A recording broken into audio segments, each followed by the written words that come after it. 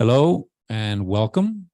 My name is Juan Diaz, one of the founding members of Dharma Alliance, and I want to welcome you all to our third organized conference. And tonight we have a very special guest. But before that, I want to thank family, friends, and all interested parties watching us on the internet. It's going to be a wonderful evening, and I hope you enjoy it too, because I'm looking forward to Dr. Singh's talk tonight. So before us today, we have Dr. Rajinder Singh, who's coming from Manchester. And just to give you a little insight who he is, what his work has all been about over the last few decades. Before that, I just want to highlight the fact that tonight, his talk will be Dharmic Approaches to Good Health and Well-Being, a Practitioner's Insight, which is one of the major SDGs that we are working on enlightening folks outside. In terms of Dr. Singh's background, he's a transplant surgeon in Manchester, UK, which is one of the busiest kidney and pancreas transplant units of Europe and the busiest abdominal multi-organ retrieval unit of Europe. Dr. Rajinder Pal Singh has trained in the most renowned abdominal transplant centers in the world from Wake Forest University, North Carolina, and the University of Minnesota in the United States in abdominal and multi-organ transplantation. Dr. Singh won the Wake Forest University Gold Awards for clinical research and the ASTS Young Investigator Award in 2011. He has several publications in the field of abdominal transplantation and repeated peer-reviewed journals. He is a faith-observant Gursikh from Odisha, land of Jagannath Temple, where Sri Guru Nanak Ji visited, and he is an ardent devotee of Prabhu Jagannath. Also, I want to add that he is also a screenwriter and a poet, so I hope that you may say a word or two also about your other work there. With that, I'll give the podium over to you. Welcome. Welcome.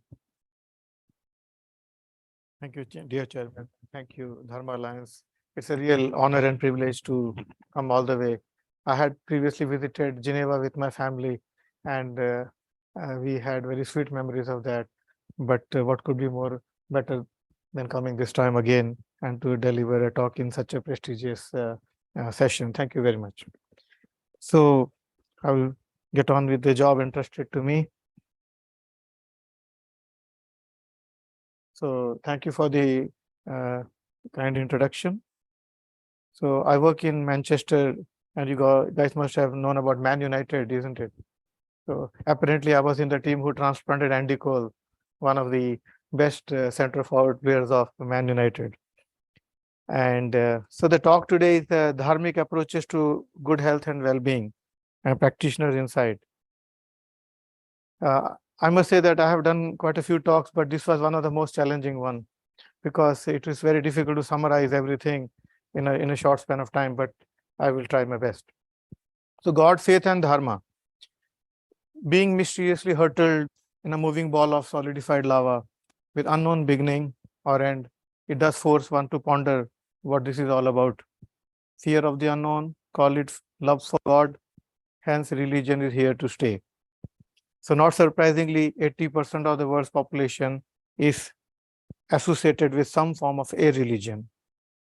But despite that, God remains undefined, unknown entity, the divine being.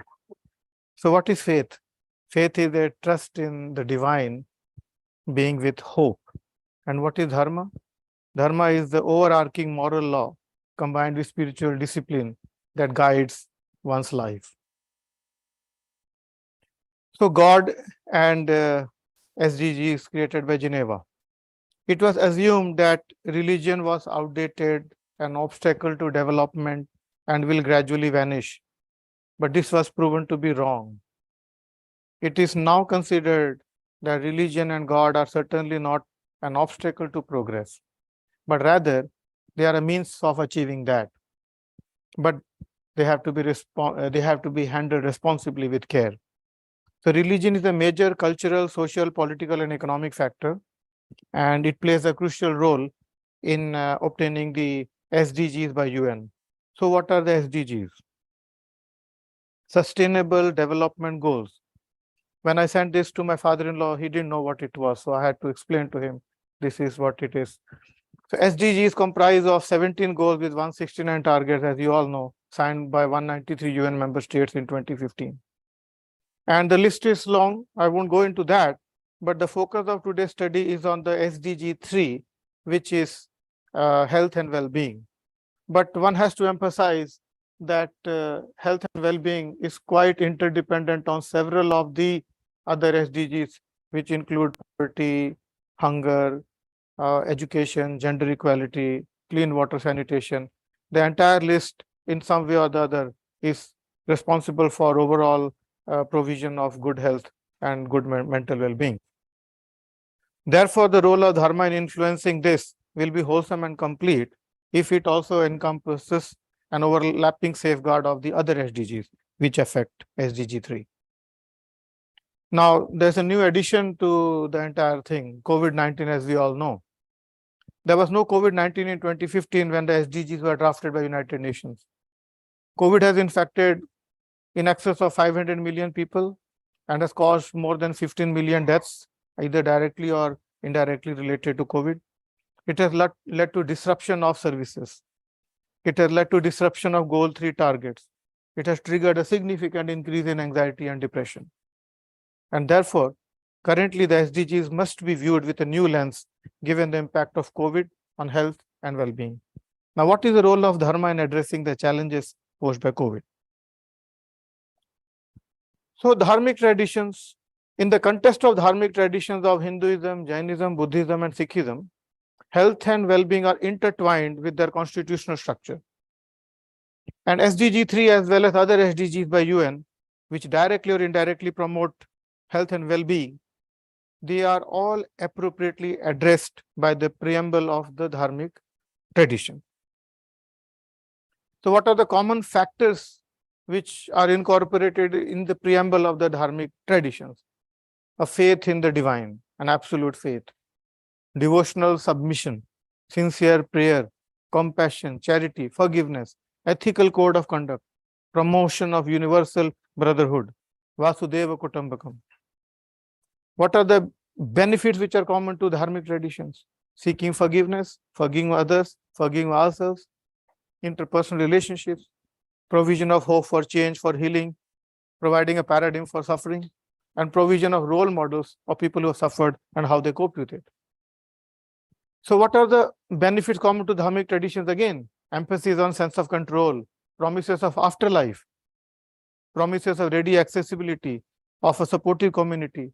It also incorporates nutrition and physical exercise in its curriculum, gives hope, allows us to have coping strategies in life, and mystical experiences. They can lead to awareness that can sometimes invoke abilities for healing and well-being. And of course, spiritual stress buffering. We all need this. Likewise, continuing this, it promotes a sense of unity and connectedness. It emphasizes on peace, equality, harmony, optimism, and social justice. Family life and moral behavior is emphasized. It's aligned with the Dharmic traditions, are aligned with modern scientific thought. They are progressive in their outlook, and they also have an openness to adoption of new ideas. That is the beauty of the Dharmic traditions. And let's go back to Vedas. Nobody knows who wrote them. They are as ancient as mankind, or even before that. When the society was at its pinnacle, the sages who used to have the divine vision or they had reached the pinnacle of glory are supposed to have compiled them. So there is no single author of them. So as the ancient civilizations developed their own medicine systems, the ancient Dharmic system of medicine is actually believed to be the most methodical, the most holistic. And of the 4 Vedas, one entire set is dedicated to health, Atharva Veda. Over a period of time, it got refined, and now we got Ayurveda based on that, which believes in maintaining a balance of body, mind, and the soul. So Ayurveda is a comprehensive form of healing based on Atharva Veda, and it emerged as the rational theory of health and disease in 5000 BC. It veered away from the magico-religious and empirical thinking which was there earlier. Ancient sages were the early practitioners of Ayurveda. They dedicated a practice to God, and they considered health an important part of human life. They advised on nutrition and used herbs according to the system of medical knowledge of those times. And you'll be amazed to know that a lot of the pharmaceutical products are in fact now being derived from those same herbs. So two of the most important figures in history of Dharmic traditions who have upheld the glory of medicine and surgery both were Charaka and Sushruta. Charaka Samhita or his collection and Sushruta Samhita, they are derivatives of ancient Vedas only. Charak emphasized use of logic so that the diagnosis and treatment could be based on valid reasoning and observation. It is in line with the modern thought that the way that we are taught in our Hutchinson manuals. Now, the origin of cosmetic surgery dates back to more than 2,500 years ago by Sushruta. You must have seen a photo of him like this. In some of the times, when people had accidents or victims had, there were some victims who were attacked and they lost organs, or some had nose injuries. The hand would be put on this and the flap would be raised and it would be joined and kept like that. When the blood supply went into that, then it will be disconnected and you will have your nose back. And it's amazing that that was the birth of cosmetic surgery in those days. And not only that, he has described several procedures, instruments, but of course the rhinoplasty stands out. And more importantly also, which I did not know, but I found out whilst I was preparing for this talk, that even the prosthesis was also discovered by him. It's very interesting. And these concepts were attuned in those days, and they are very much in line with the current modern thought. So these practitioners also had something in addition. In addition to what they were preaching, the art of healing, they also incorporated in their trainees intense spiritual, moral, and ethical training in order for them to take up responsible profession as healers. This is very, very important. In those days, medicine wasn't commercialized. So the traditional Dharmic experiences, there was an injunction against commercialization of healthcare. Of course, there was no VAT those days. Now, what is the distinctiveness of Dharmic traditions? There is one key area which is significantly emphasized in the Dharmic school of thought, and that is of intensive meditation or devotional meditation. This is a unique attribute of Hinduism, Buddhism, Jainism, and Sikhism, and therefore this has additional health and well-being benefits accruing therefrom. In addition, we also have yogic practices of Patanjali Yoga, and I have had the honor of representing them in UK. Hatha Yoga, my wife has done that. Asanas, and some unique medicinal practices like Zen meditation. I had a very close Buddhist friend in Coventry who used to do this. Vipassana meditation, that's the one he did. Transcendental meditation, Maharishi Mahesh Yogi, he did that. And then we also have Kundalini Yoga, which is done by Yogi Harbhajan Singh Khalsa and his followers in California. These are some of the unique Dharmic traditional practices. Now, how do they help? I don't know if you are aware of this HIPAA axis. It's a hypothalamic pituitary axis. Basically, in the brain, we have these endocrine organs which deal with stress, and then they release a cascade of hormones which goes down into the body, and every system, every cell gets affected by stress. The more we know how little we know now. So that's the way to put it. Stress is one of the biggest killers of mankind. Consciously and subconsciously, the body's defense mechanism and immune systems are complexly interlinked with this. When I was in SCV Medical College, Cuttack, I remember we had organized one seminar where we had people who had come in from Rishikesh, and they had presented, doctors had presented a lady who was having terminal cancer, but then they said that she devoted herself to seva. And after 6 months, they found no evidence of cancer in her, which was actually amazing and an eye-opener. So it says that if brain is all right, the rest all will fall in place too. So coming back to addressing stress and inflammation, the focus of Dharmic traditions on meditation, dhyana, naam japana in Punjabi, it cannot be overemphasized. The sustained calmness achieved, it causes a natural endorphin release. Nowadays, unfortunately, some people go into drugs to get these kind of things which are harmful to you. But the Dharmic traditions allow you to have them in a natural, controlled manner and regulated manner, which is not harmful to the body, but you get the benefit of it. And this ameliorates many of the physical as well as the mental health ailments. Now, different asanas or postures of yoga, as I mentioned, they are also integral parts. They have the salutary effects on joint system, cardiovascular disease, reduce inflammation and stress, and management of stress and depression. Sikhism and health. Now, being following the Dharma of Sikhism, I would certainly have an interest in propagating some of the belief system which come from our school of thought. Health and well-being benefits accruing from adoption of the principles which are common to many dharmic traditions, like intense devotional meditation. All of those salutary factors which I have mentioned, they will be also common in Sikhism because it is also a part of the same dharmic tradition. But is there anything that makes Sikhism unique? Well, to do justice to today's topic, it may be useful to explore some of the key features of Sikhism and see if they are able to translate into health and well-being benefits, which are unique to our followers.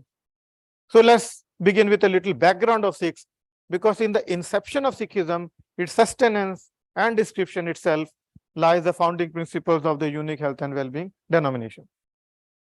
So Sikhism was started by Guru Nanak, who was born in 1469 in a Hindu household. Sikh means disciple, seeker of knowledge. Over a period of 200 years, Sikhism then evolved into complete Khalsa, the pure, created by 10th Guru Sri Guru Gobind Singh.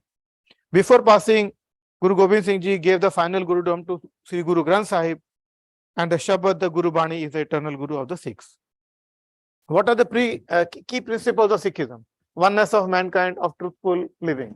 Naam Japna, recite the name of God. Kirat Karna, doing good deeds and hard work. Vand Chakna, so whatever you are earning through your hard earnings, you then distribute it to the poor and the needy, charity. Then we do have inclusivity in Sikhism as well, which is also there in the Dharmic traditions. Sarbada Pala, welfare of everyone. Pana Manna, accepting the will of God. When everything else fails, you have to accept. Karamande Vadikaraste, Mafaleshu, Kadachan, similar to that. So the concept of welfare is ingrained both at a personal as well as an institutional level in line with Dharmic tradition. So what are the qualities of a Sikh?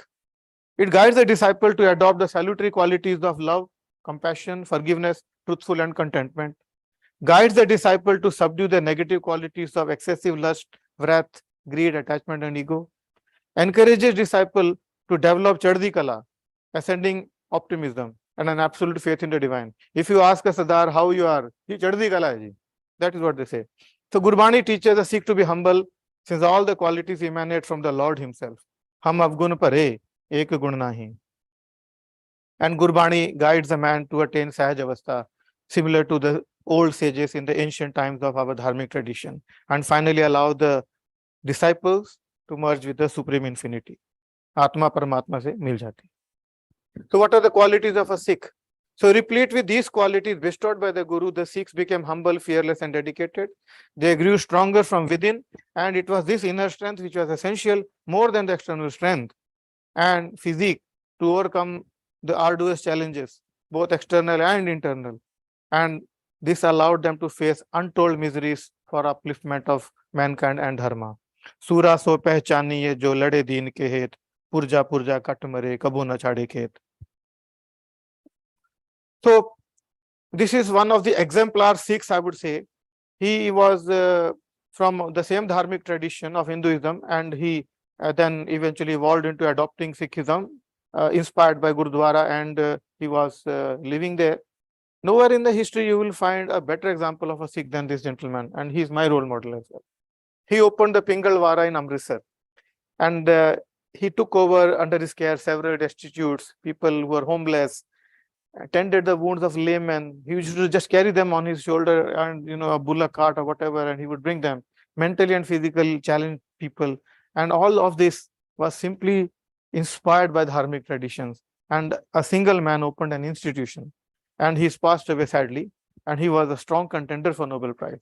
In line with his traditions, now it is being run by Dr. Inderjit Kaur, who is a very close friend of my father-in-law and my wife. So what is the uniqueness of the Khalsa created in 1699? Just to give a bit of description, the Sikhs have 5 Ks: Kada, Kanga, Kacha, Kachara and Kirpan, and Kes, the hair. And why is it important to adhere to these principles? And so it's important that Guru Gobind Singh Ji said, Khalsa mero रूप है खास, खालसे में हो करो निवास. He said that this Khalsa, the 5K, the appearance, this is my special appearance and I reside in it. And as long as you follow these principles, then I will continue to bless you. And if you deviate from these principles as a Sikh, then I would not be with you. So, interestingly, this is a Singh Thata technique which I developed. In COVID times, there was a need to wear FFP3 respirator masks. And for that, you have to have a fit test and shaving was required. A Canadian Sikh shaved his beard and then it came on several prestigious journals that he is choosing humanity over religion. And obviously, for the faith observant Sikhs, it was a big issue. And with the blessings of my father-in-law, the Guru, I was able to develop this Singh Thata technique. I used to wear this Thata which my father-in-law had given me. So I said, why not cover it? And I went and I passed the fit test in Manchester. Then we organized a trial where all of the bearded people passed. And in fact, my wife failed that test. She's clean shaven.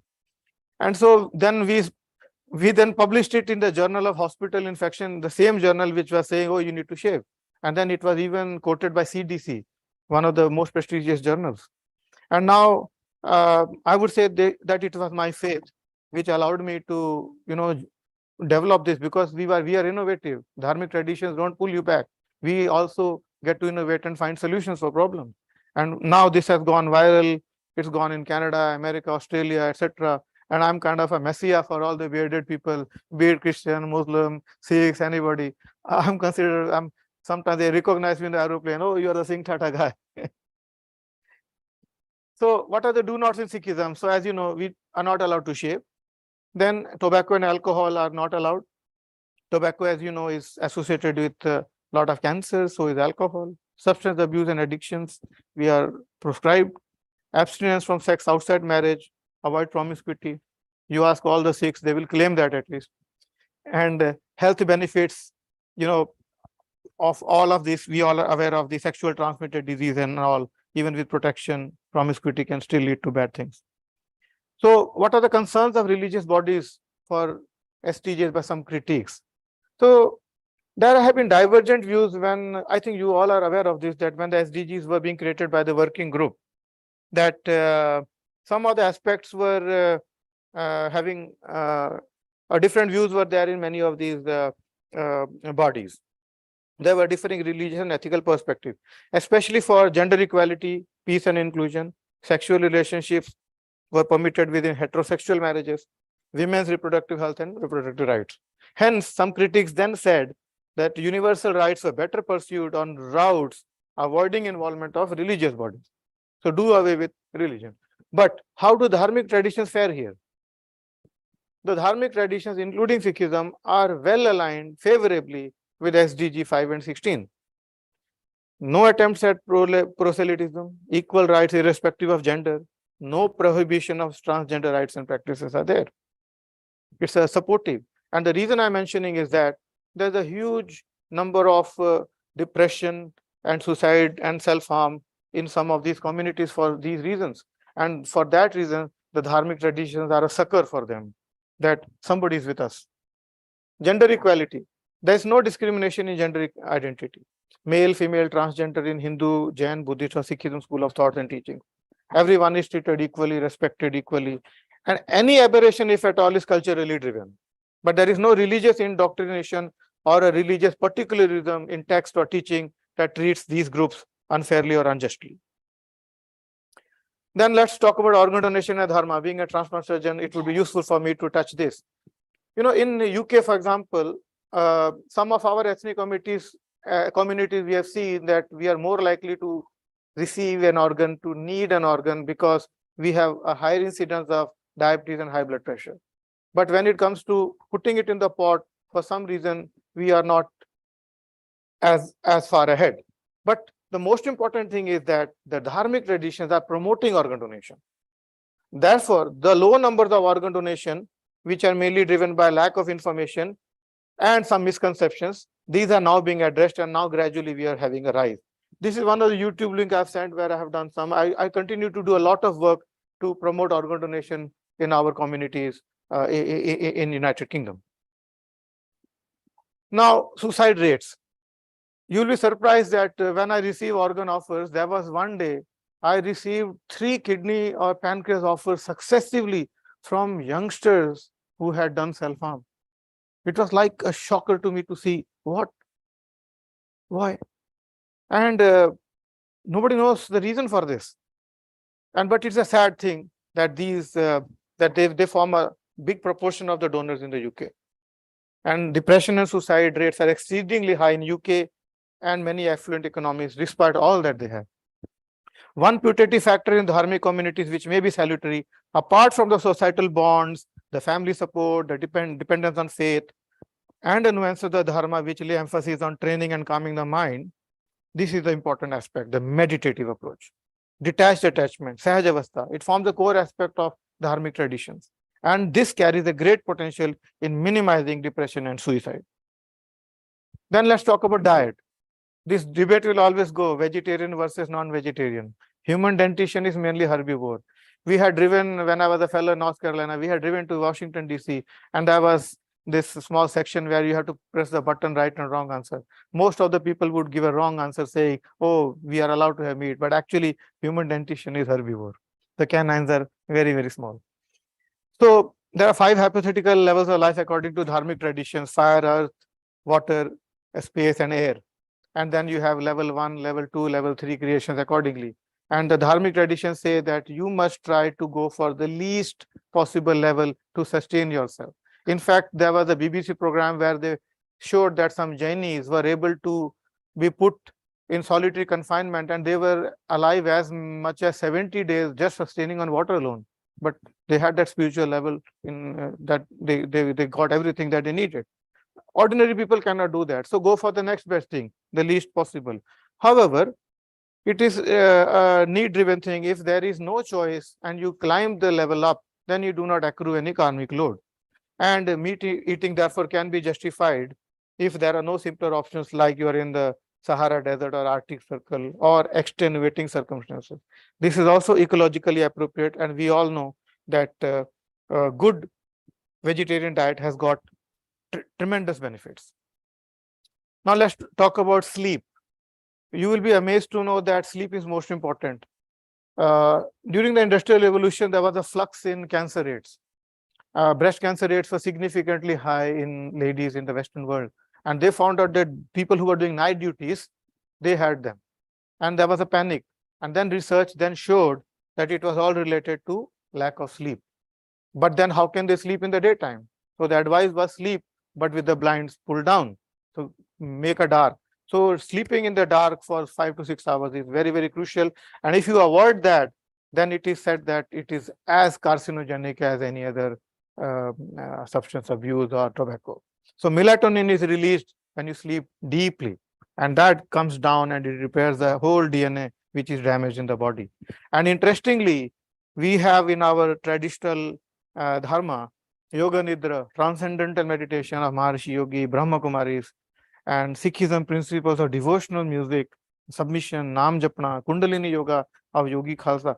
All of this, they address these issues. And sometimes the short bursts of release of these hormones are very much salutary. Then we talk about intermittent fasting, which is nowadays a concept which has come up. And the exemplar lives of Mahavir, Buddha, Lord Rama, when he was in Vanvas, Guru Nanak Ji, he was always doing udasis everywhere. And food was not available all the time. Guru Gobind Singh Ji, when he was in exile in Machiwada forest, they did not have life which was a bed of roses for them.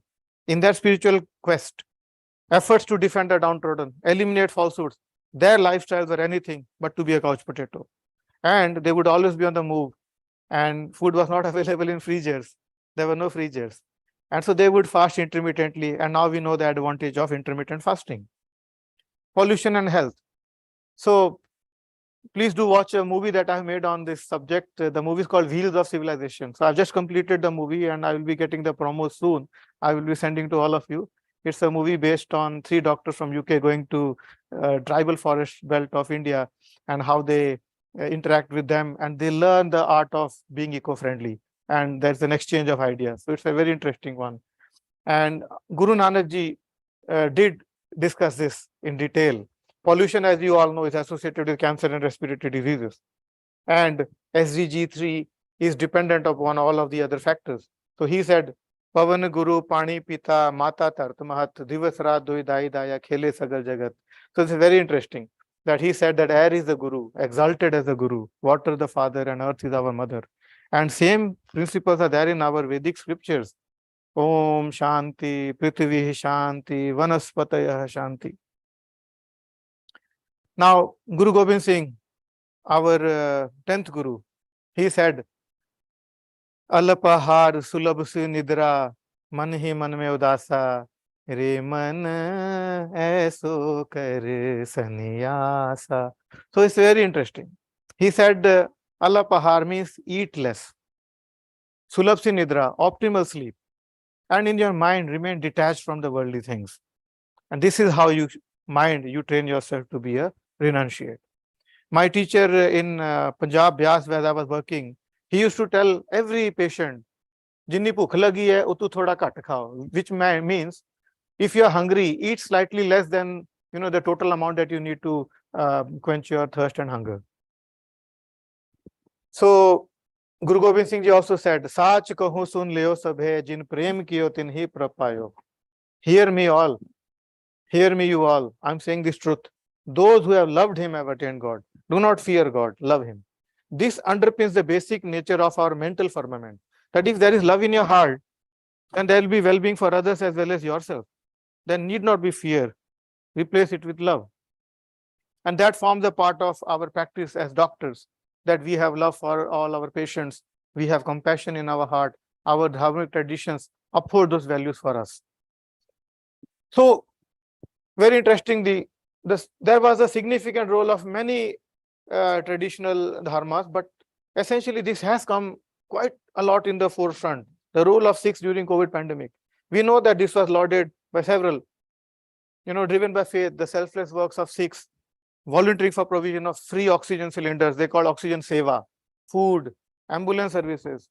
They also helped in cremation of the dead, body disposal, where the near and dear ones were even afraid to come in contact of their own deceased just for the fear of contacting COVID. So it was the Dharmic values that made them do this.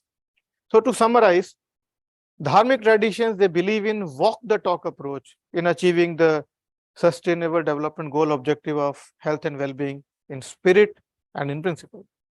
In addition to God realization, enlightenment, they also lead a human to live happily and with dignity. They ensure happiness and dignity of others, to grow old gracefully, and when the inevitable comes, to die with dignity. So to conclude, ladies and gentlemen, the concept of Miri and Piri, which are fundamental to every Sikh. Miri is temporal might, keep good health, develop martial abilities. Piri, but be a spiritual in outlook. So your martial ability is only for defense. These are fundamental to every Sikh as well as to Dharmic traditions in the past. When we had Lord Rama, Krishna, Parshuram, they also followed those concepts. They safeguard physical as well as mental health as well as those of others. Dharmic traditions are completely aligned and in harmony with modern science and SDG objectives of the UN focused on health and well-being. And likewise, they have practical applicability in modern times, which translate into health and well-being benefits at a personal, community, and global level. Thank you. Vaheguru Ji Ka Khalsa, Vaheguru Ji Ki Fateh.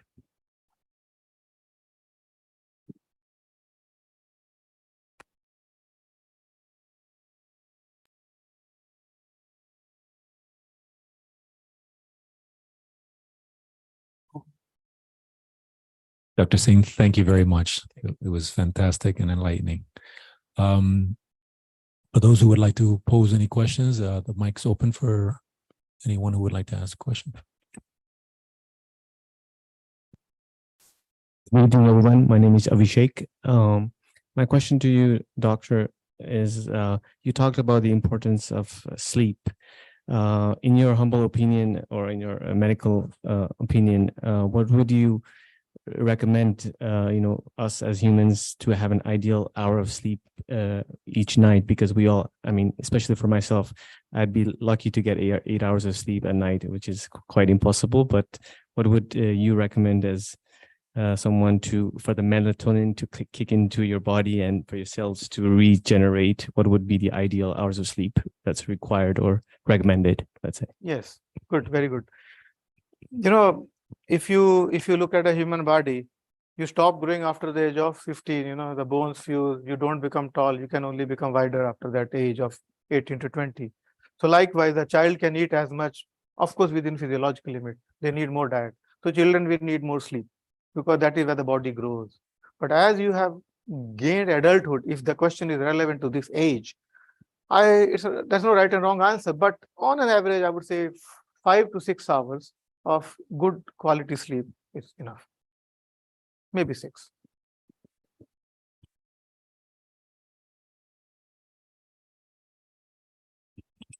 Thank you very much, Dr. Singh, for this very interesting talk. Personally, it was very informative for me. I have a couple of questions maybe. The one is that as far as I know, the Dharma traditions look at health in a holistic way, not in part by part, but just in the whole well-being of the whole body. So in comparison with the modern medicine, especially as a surgeon, you will be focusing on a particular organ when you're transplanting.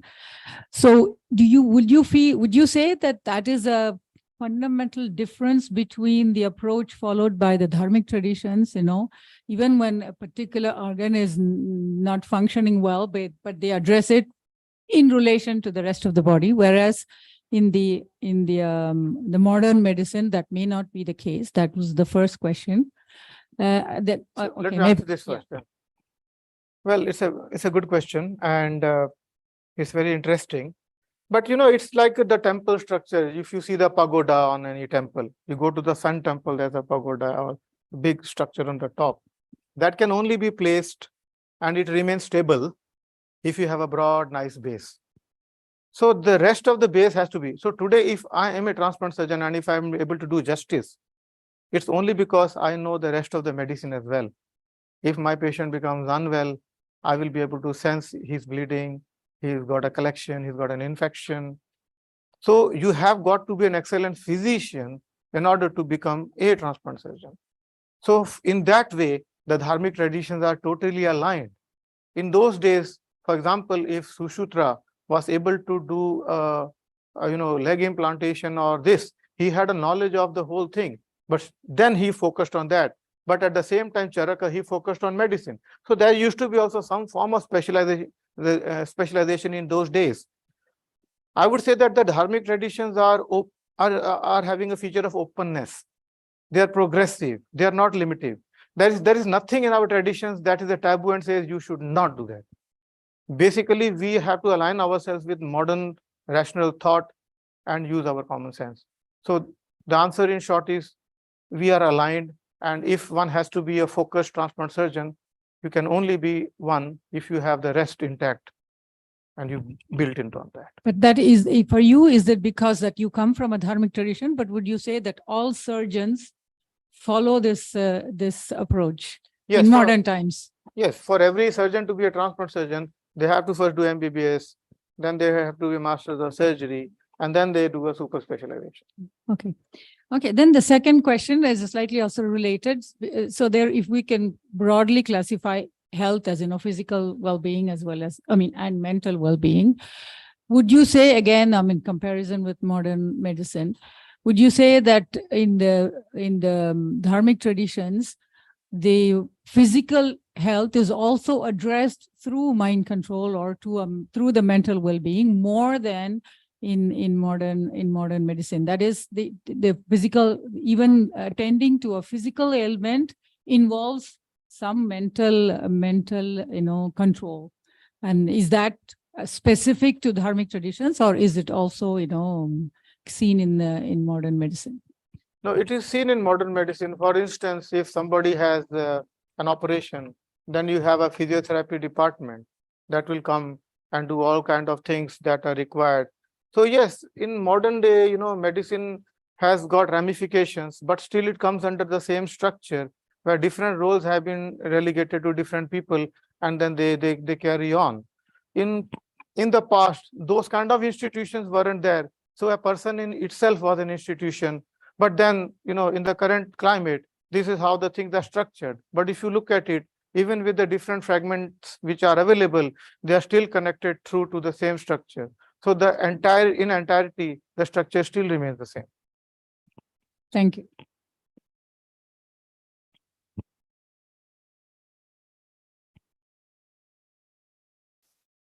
Thank you, Dr. Ji. I was pleased to hear things I have read about, I know about, but I rarely heard about them here in Geneva. So we had to get somebody from abroad to hear about it. My overall question also arises from what Jaya's question meant. How far Dharma tradition, which, if I understand, has many interpretations, different people and different meanings. I have listed 10 of them here. It sort of does not look, it goes back to Sikhism or Vedic knowledge. Is not linked directly. The surgeon who performed does he come from the Dharmic tradition or European? The whole education knowledge that we have acquired, even in India, is nothing to do, or very little to do, with the Dharmic tradition. That's the comment. Question, which always hurts me a lot, especially when we talk about the Indian way of thinking. Nothing wrong with it, first of all. But so much more has happened. You have mentioned about nature, briefly ecology. The whole talk is always about human beings, how the human being can do better. But that's what we have been doing. We have done better. We are even more truthful than we were years ago. For your information, I have translated the entire works of Guru Nanak into French. It's one volume. You don't find it in India because we are not allowed to take out part of the Granth.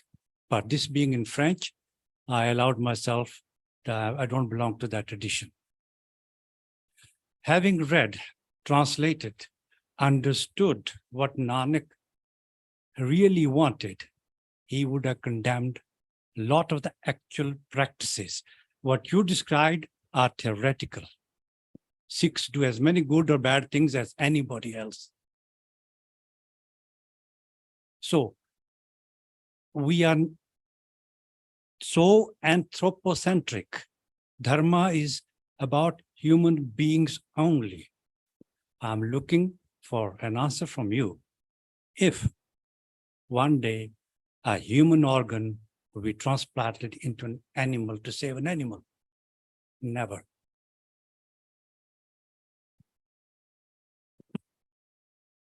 You like? Yes, thank you. And that's a very interesting perspective that you hold. Just recently, I was engaged in a WhatsApp chat with some of my schoolmates from Bhubaneswar. And one of my close friends, Siddharth Panda, he's an IIT professor in Kanpur. And the talk was about vegetarianism versus animal research. So I'm going one step ahead of you by saying that in animal research, some animals are killed, guinea pigs are being used. And I was saying, well, when animals are being killed for food and for taste bud, that could be a violation of a dharmic principle. If you have simpler choices, go for vegetarian. Whereas here there is no choice, but the aim is for the betterment of the mankind. But please also realize that based on all the research that was done on animals, the animals are now getting the benefit. The veterinary people, it's opened up a whole chain of veterinary system of medicine, which is built upon the research that was done by allopathic medicine and now gets translated into that. So likewise, when you talk about the transplantation, there is a difference in antigenicity between the humans and the animal system. The carbohydrate moiety is a strong antigenic factor, as a result of which across a genomic barrier we cannot transplant. It will be instantly rejecting. For the first time in history, one of my friends, Dr. Montgomery, and some others, they have done heart transplant and kidney transplant, and they have also used humanized organs, where they have grown human organs inside pigs by knocking the genome off, inserting human genome. Pigs have grown, those organs have been used. True, it is for the use in humans, but a time will come when if this is successful, then I will be able to somebody's horse, I will be able to save somebody's cat and a dog. And same thing will be able to be done through a cadaver who is otherwise going to be burnt or cremated. So there is no division in nature. That is against the Dharma. You know, the Dharma is only centered towards human beings and not the rest. In my humble view, that might not necessarily be true. In my humble view, the Dharmic traditions, they have a strong ethos of protection of nature, environment, and living beings. There is the concept of ahimsa, do no harm, that is very, very strongly followed in the Dharmic traditions. Ahimsa is a very important concept. Of course, if you have got to lift the sword as Guru Gobind Singh did, it's only when you have no choice and it is for the good. But I would humbly disagree with you on that, that Dharmic traditions are not aligned towards plant. In fact, they are Om Shanti, Prithvi Shanti, Vanaspati Shanti, several such, and I think there are people who are far more knowledgeable than a mere surgeon here who will be able to fortify this information. But from my little understanding, I humbly would say to you that Dharmic traditions, they support life. Sure. Human population is different. Animal population is decent. And that is because of human beings in their dharma. That's adharma, maybe. And do we talk about it?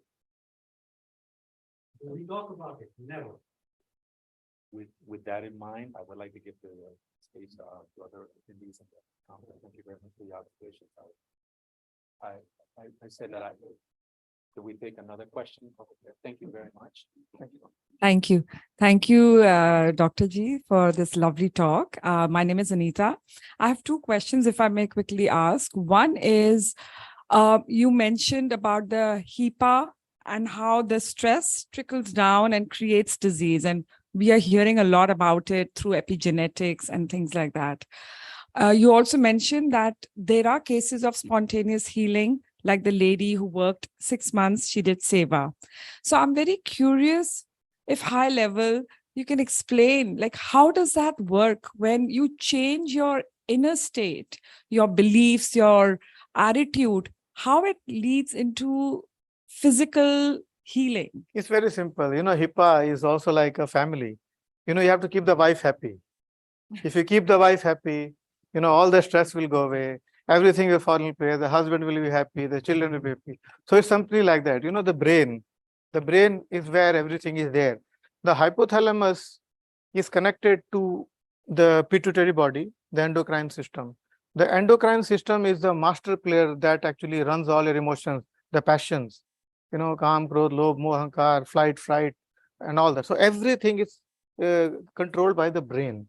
If your heartbeat increases rapidly, you are secreting a lot of adrenaline, then that can damage the coronary arteries. And over a period of time, if you have that kind of a behavior, you suddenly get anxious more and often, you will tend to have plaques in your artery. But if you adopt a meditational approach to life, then you tend to be more calm. You tend to take things as they are. So a lot of things are gradually, coming into the forefront. Science is still catching up with all of that. But one thing now which is beyond doubt is the HIPAA axis, is that you directly approach the top. If there's a bulb and you put the object in front of it, the shadow is a lot bigger. So it's better to put the object in front of the bulb to have a bigger yield. So which is why if you focus on the brain, the yield to the rest of the body would be higher rather than trying to, just treat a finger and all, which is also having its benefits. But from a holistic standpoint, it is also important that you do preventive medicine. One of the important things of our traditional approach in Dharma is preventive medicine. If you look at the levels of medicine, then you have health promotion and specific protection. Health promotion, specific protection are some of the factors which our ancient traditions have done so that the societal burden of the diseases becomes less. There's less diabetes, there is less high blood pressure, so there is less kidney failure. But once kidney failure happens, yes, Now we are doing the kidney transplant. But maybe in those days, Sushruta also did one. We had Lord Ganesha head transplant. If you go to Minnesota, there's a big poster of that. Likewise, in Arabic, they have also done limb transplants in those days. So yes, I would say to you that the health promotion and specific protection is where the HIPAA axis works the most. It prevents disease from happening.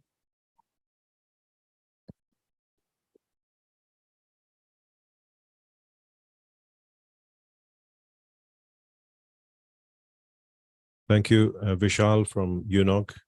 Dr. Saab, thank you very much for a very informative talk. I work in IT, information technology, and we're always playing catch up with the things that are changing all the time.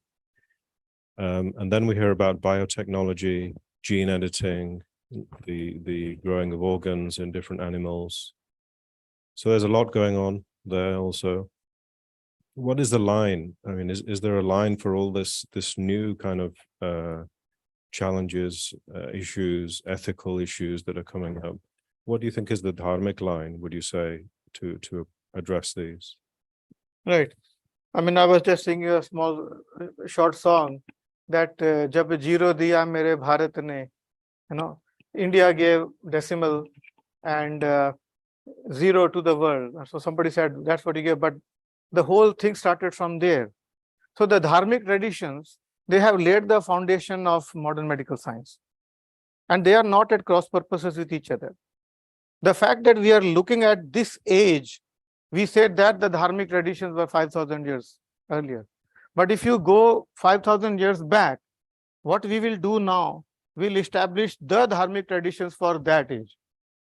So the Dharmic traditions never stop at a point of time that we say after Sushruta Charaka, it's the end. It's a continuous process. And the best part of the Dharmic tradition is the openness, the rationality, the fact that it is in line with science.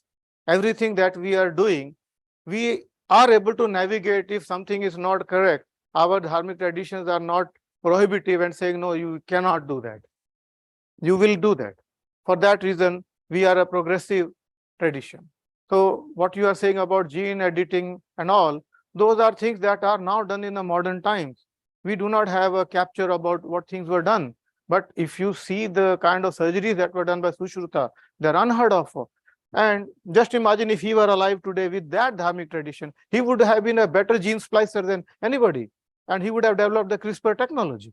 So what I would humbly submit here is that we are a tradition in continuity. And we cannot draw a line in the past and say that was a Dharmic tradition. In fact, it is continuing with you, with me, with all of us now. And what we will do, learning from the past, will lay the foundation of the future.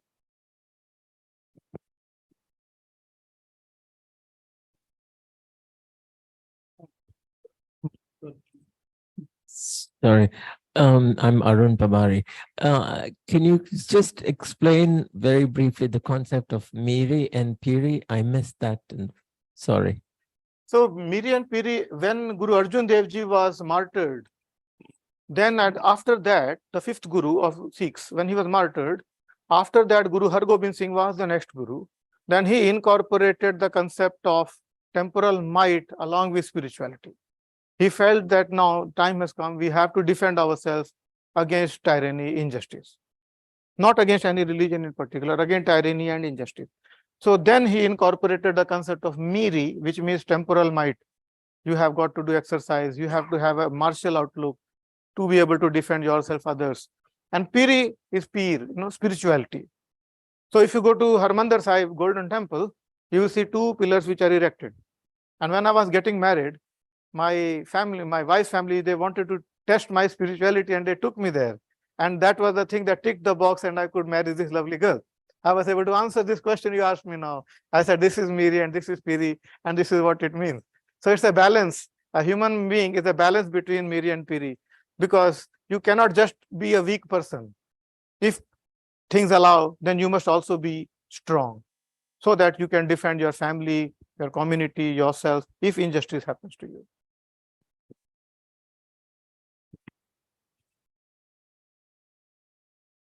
Hello. Yeah. Thank you very much, Dr. Singh. It was an excellent presentation, and especially your presentation of Sikhism was so attractive that I'm thinking whether I should not become a Sikh very soon.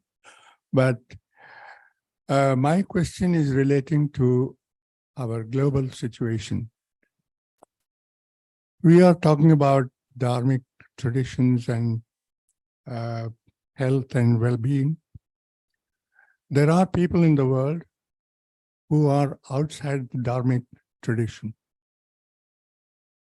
How can you or any one of you can propagate this Dharmic tradition in a way these are accepted, these principles and tradition are accepted by other people? I'm thinking mainly of the religious groups which are outside the Dharmic religion. Thank you. Well, that is slightly beyond the remit of a transplant surgeon, because it's a very interesting thing. But living by example would be one of them. I can tell you one short story which also would supplement an answer to Anita, the question you asked. There was a very interesting incident that happened in one of the hospitals I was working. We had opened up, a colleague of mine had opened up a girl who had lost all her kidneys. They're not working. And she had 2 previous transplants. And now there was no place to put another one in. And now we got a kidney. We prepared it and put it in the ice box. Next day, we opened her up, got all the vessels exposed, etc., etc. And now that's the only place you can put them in. And you open the box, the ice has affected the kidney because it was probably preserved in less preservative. There was some admixture of water and it had become ice. Now you can't transplant it. And now what do you do? Right? That family was very, very devoted. They prayed all night. We wrote a letter to the authorities to sanction a kidney on an emergency basis. The subordinate level guy said to us, most likely you will get it. So, but the answer is going to come on Monday. So we will sanction it, but we will wait for the tick box of a yes on Monday. And so we got the kidney. We put it in her. She lived. On the Monday, the answer came, no, we cannot, because we have to be fair to her, whatever it is. So had it been a Monday, the lady would have not made it. Now, what was the reason that this actually has happened for her? So a lot of the time, this phenomena was observed by everybody, including me. You know, sometimes we also question the amount of faith that we can have. Sometimes, you know, things take over and you start being the rational, but such incidents, then they put you back and they say, wow, this has happened. So there was another incident. When I was in SV Medical College, Cuttack, there was a patient. You know, normally doctors is a soft profession, and people who are in police and all, they have the danda, you know, so they are more respected. And when I was in Bias, you know, we had gone to a place. The guy who was a cleaner, he was not cleaning my car and he was cleaning another cleaned car because that was belonging to the DSP of Patiala, and I was only a doctor. And I felt very depressed. But now this incident was uplifting for me. The patient, a young boy, 18, 19 years, he was dying of malaria, cerebral malaria, which has affected. His mom came, the commissioner fell down in the feet of my boss, medicine. I was an intern. Please save my son's life. We knew from whatever knowledge I had at that time, the boy is not going to live.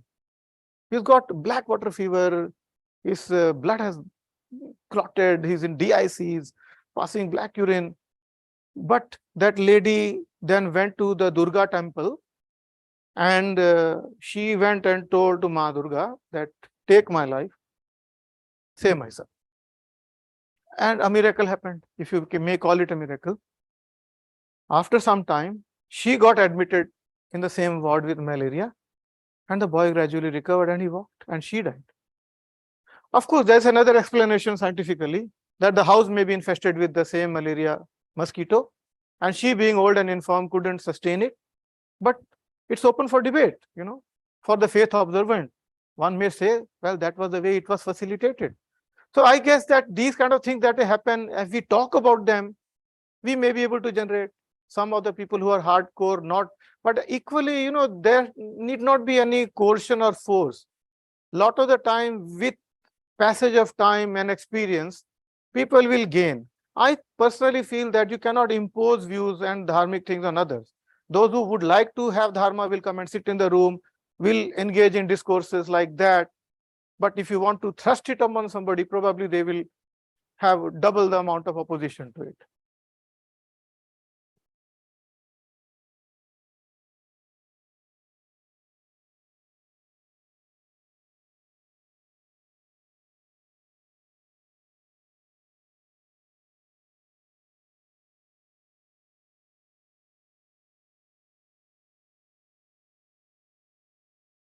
Doctor, I think you should stop what you're doing and do these speeches.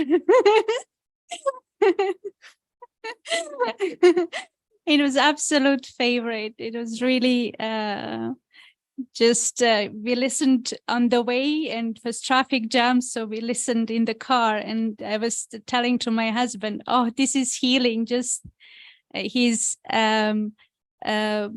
way of communicating this knowledge, and it's healing, and also the spiritual connotation to it. It's true, when we are stressed in everyday life, you eat food, you eat healthy, you exercise, but there is something lacking if you're lacking this spiritual kind of aspect of being, and just being aware of what you see around. So it's really amazing presentation. I have a question. A friend of mine, her son got transplanted. I think it was kidney, and he died. And she said it was because the body didn't accept. It was, what's the name when the body? Rejection, exactly. I mean, what do you do, and how many percentage of failure do you have, and what can you advise to people in a spiritual way also to believe, so that what does it make that, of course, if they are not healthy, if they don't take care of themselves physically, yes, of course that can contribute probably. But so what is the percentage, and how, what are the other ways that you can instill in somebody believe that he can make it? Well, I will answer you with two aspects of it. So one is the science. Firstly, my deepest condolences, and it's really heartbreaking to see that happen, because that kind of a thing is almost unheard of these days. The success rate is more than 99% to 98%, and patient survival is more than 99%. Kidney survival is more than 98%. Even if it rejects, you can dialyze. Liver transplant success rate is also more than 86, 87%.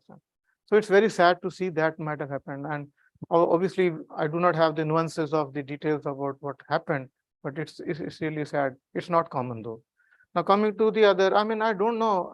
If I can think of role model, there are two people, although my wife will say I'm trying to butter her, but that's not true. My father-in-law, for instance, he's the head of Department of Medicine. He's retired now. So they don't take any money from anybody who comes into their house. There was a friend who came to their house and had a MI. They just put him in their own house because there was no time. They started a drip, they gave them the injections, and they cured him. After 1 month, the man went home. And then later on, after 30 years, gradually his heart failed, but he lived 30 years. And when he died, my father-in-law was saying in his ears, Satnam Vaheguru, Satnam Vaheguru. And his daughter, she's a GP in Wolverhampton, she told me that. She said, what a complete doctor that man is. That he is just not following medicine, he is following Dharma. He took care of him as a human being, nurtured him like a nurse, treated him like a physician. And then when the inevitable came, he infused in him those final words for liberation. So there are Sikh names of God. You can say Hari Om is similar to that. So those kind of concepts are examples when you see that they make you feel you believe in dharmic traditions. and his association is with all Dharmic people. And I can only say to you that those kind of role models, they come and help. And what can we do? Why that happened to that particular child? My limited understanding, knowledge, and the gains in spirituality are not enough to answer. Sometimes we have to look into those in terms of karmic floats and how much karma, because there's always a question, no, that karma is important. So why if destiny is important, then why should we bother? But the question is that good deeds only make the destiny. If you will not do good deeds, you will not have good destiny. So they are actually interdependent on each other. So the basic point is that we have to do what is right and then accept the fate. As you said, no, karmande vadikaraste. We have to accept the fate, but try our best in the meantime, not give up hope. And I will consider your suggestion. If there is a job, why not? I'm really fed up with urine, blood, and bile is enough.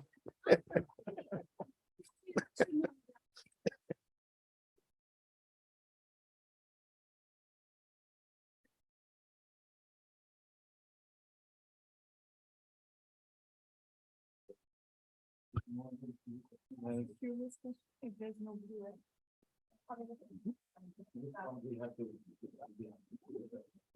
If anybody who wants to ask a question, who's not had a chance before, otherwise we close it because, and if anybody else, we get out and get around. Not anybody. No, because since we've all had turns, whoever's new not had a chance to had an opportunity, that would be better. Have a very short question. Sure, please.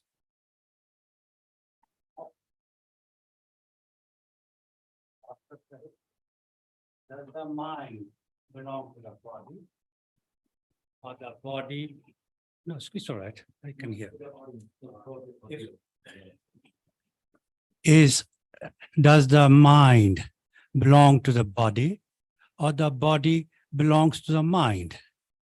This is My subsidiary question related to it. In India, it looks the body belongs to the mind because physical exercise, sports, Olympics, we are one of the last. That's a very interesting question. I have actually written a blog on that, on mind and consciousness. And in fact, my father-in-law was so impressed that it was published in Amritsar articles as well. And it has got a huge amount, because it's a big answer. I can personally share that article with you about brain and consciousness, because consciousness, how will you define? Behind your nose, 2 centimeters, 3 centimeters behind, there's an area called pineal gland. Brain has got no scope of redundancy, but there is an empty space around that.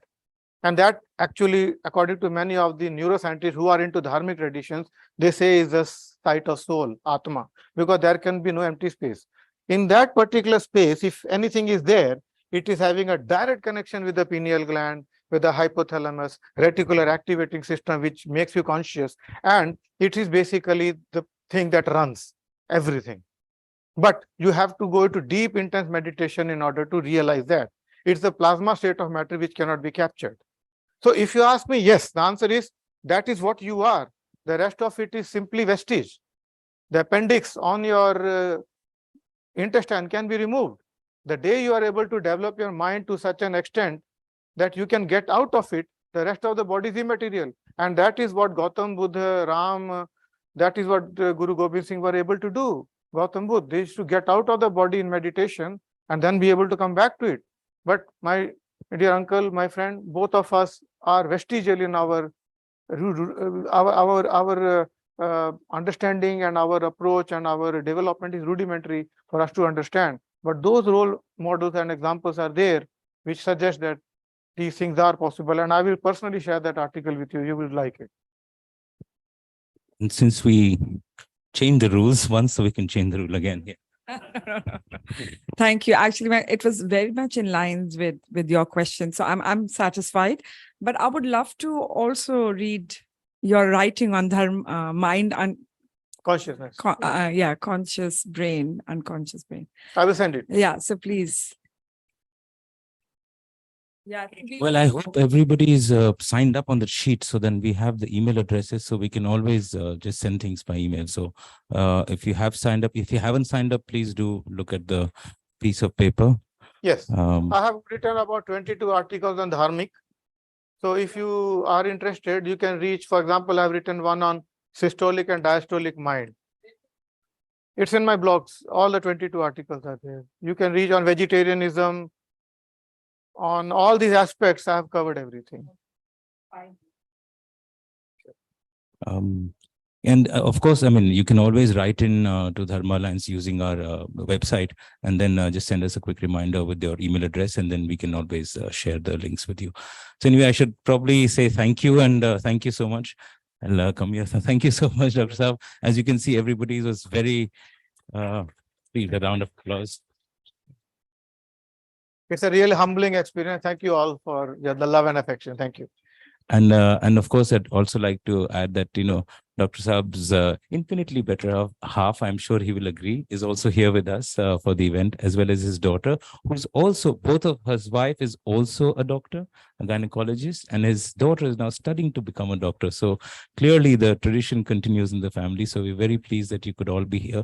Thank you so much for making the effort. And thank you all for coming. I think I'd also like to take this opportunity to just tell you a little bit more about our the next lecture, which is scheduled for the 22nd of June. It's following the SDG 3 theme, which is again good health and well-being. And here we have a speaker who is Professor Lone Overby Fjorbach. She is Danish. She runs the Danish Center for Mindfulness, which is at the Department of Clinical Medicine in Aarhus University, which carries out studies that contribute to the scientific evidence base of mindfulness-based interventions. It follows a systematic research policy, which is sanctioned, which is approved by the Medical Research Council, and they do development, piloting, effect, and implementation evaluation of mindfulness techniques. There are also a lot of their work and research is now feeding into the Danish public health system. So in terms of, I think there was a question earlier in terms of how do we bring, but it's not so much about bringing Dharma ideas, but it's Dharma into other people's life, but the principles and how it can actually help other people's lives. Now, this would be a very, again, in an interesting lecture, we think, where scientific evidence will be given by a group of people who are located in this part of the world, in Denmark, and who have been doing this research work for the last 10 years. So I hope that we hope that many of you will be able to join us for that lecture as well. If not in person, then online. Thank you once again. Thank you so much. And look forward to your participation and engagement and support as we continue. Thank you.